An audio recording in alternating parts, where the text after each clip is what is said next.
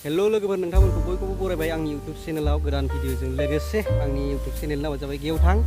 ओमफ्राय आंनि नामा गेवथां बसुमतारी आरोखि थ' नोंथांमोना भिडिअखौ नायलांबाय थादो दिनैनि भिडिअआ आं माने पावार बेंक अर्डार हरदोंमोन पावार बेंक खम रेन्जनि गेजेराव आरोखि बेस्ट क्वालिटि आरोखि थ' नोंथांमोननो दिन्थिनो नागिरदों आं बेखौनो थ' नायलांबाय थादो भिडिअखौ लोगोफोर नै पावार बेंकआ मोननै बिहरनाय जादों बिनि मोनसे आंनि मोनसे आरोखि मोनसेखौ बरनदो दे बांद्राय रेटनि नङा 800नि नामा ओइ 800 ओमफ्राय नैबाव दामा लिरनाय दङ नै आया केमेरा ब्लार 2499 लिरनाय दं आरो बेथ' जाखाया अनलाइनाव बिदि देखायखायो बेखौ खेवनानै ओमफ्राय मोनसे बुस्थुआ ओरैबायदि आं एमआईनि सिगाङाव 2100निखौ इउज खालामदोंमोन आरोखि 20,000 मेगापिक्सेल ओमफ्राय बिनि उनाव आं नैबेखौ नैबे सेम क्वालिटिखौ आं बाहायखांबाय जोबोद मोजांमोन आरोखि बे रेटआव आरोखि खम दामाव बिदि मोजां मोननानै ओमफ्राय नैबे आंनि आमाइ जायो आमाइनो गंसे आंनो गंसे बिहरफिनबाय आरोखि आंना थारमाने गोमादों बे बुस्थुआ मोजांथार बिराद मोजां टाइप सि ना टाइप सि नङा मोननै दं टाइप सिबो माबाबो मख'दो दे मोजांथार फैबा मोनसेल' दङ माया माबाया औ दे जेबो नङा बै टस दङ टस खालामलाय टसजों बे मोनसेखौ मख'दे आं बेखौ बे टसाजों उरा गोरा गोरा खननै सेरनांगौ खननै खनथाम बे मोनसे बिदि सेरबासो बन्द' जायो नङाबा जोंलाय गोमलाय टस जोंलाय जोंलाय बन्द' जाबाय थायो थाब थाब सेरनानै बन्द' खालामाबा आरोखि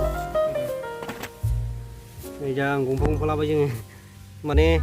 दैज्लां बोथोराव गोबां कारेन्टआ डिस्टार्ब जायोना बेखायनो बिहरदों आरो बेखौबो आरो नांखागौखा आंना थारमाने गोमादों बे बोसोरसे जाबायमोन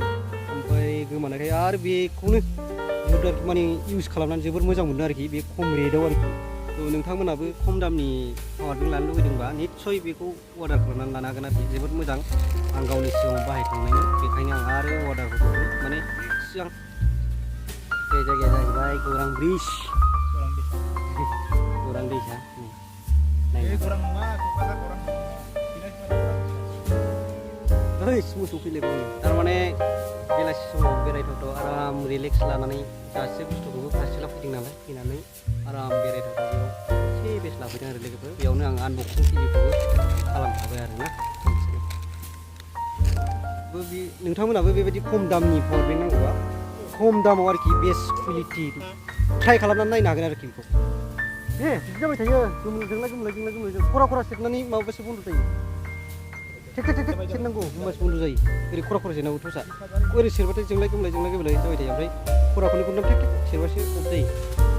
थ' दिनैनि भिडिअआ बेनो लोगोफोर आसा खालामो नोंथांमोना भिडिअखौ मोजां मोनगोन होननानै ओमफ्राय बेखौ